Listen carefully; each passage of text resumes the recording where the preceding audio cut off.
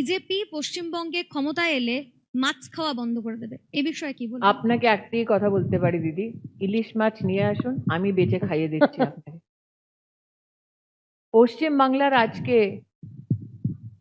কি কি চ্যালেঞ্জেস? একটি রিপোর্টার বলছেন মহিলা সুরক্ষা।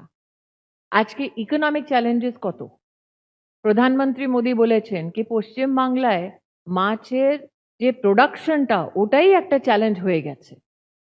তো যদি আমরা ইস্যুজের উপরে ফোকাস করে কাজ করি তাহলে সত্যি পশ্চিম বাংলায় যে আমরা তফাৎটা আনতে চাই, যে ডেভেলপমেন্টটা আনতে চাই, ওই ডেভেলপমেন্টের ইস্যুজের উপরে কথা হতে পারে।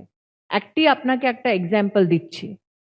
সাল 2014 থেকে 2026 অবধি পশ্চিম বাংলায় 7,24,000 কোটি টাকা ট্যাক্স ডেভলিউশন হয়েছে। পশ্চিম বাংলায় বছর 2014 থেকে 2026 অবধি 3 লাখ কোটি টাকা গ্র্যান্টস ইন এড দেওয়া হয়েছে।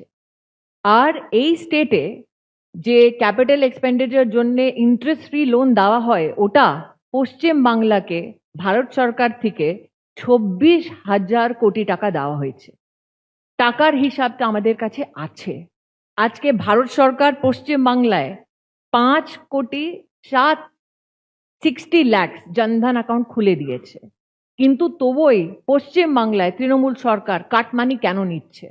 আজকে আমরা প্রমাণিত করেছি মনরেগায় 25 লাখ, কারেক্ট শুভেন্দুদা, 25 লাখ ফেক জব কার্ডস বানিয়েছে।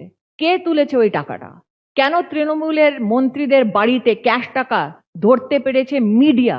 এই সব বিষয়ের ওপরে ডিসকাশন না করে মাছের ওপরে যদি ডিসকাশন করতে চান তো আমি এটাও জিজ্ঞেস করবো কেন মাছের প্রোডাকশনটা নেমেছে পশ্চিম বাংলায়? কেন পশ্চিম বাংলায় আসাম থেকে মাছ আসছে, গুজরাট থেকে মাছ আসছে? তো যারা এই সব কথাটা করতে চায় ওদেরকে আমার হাত জোর করে নিবেদন আমি জানাই কি আপনারা ইস্যুজের ওপরে কথা বলুন। কোথায় গেছে এই যে 10 লাখ কোটি টাকা আমি বলছি, এটার হিসাব বাংলার এক একটি মানুষকে দিতে হবে তৃণমূল সরকারকে।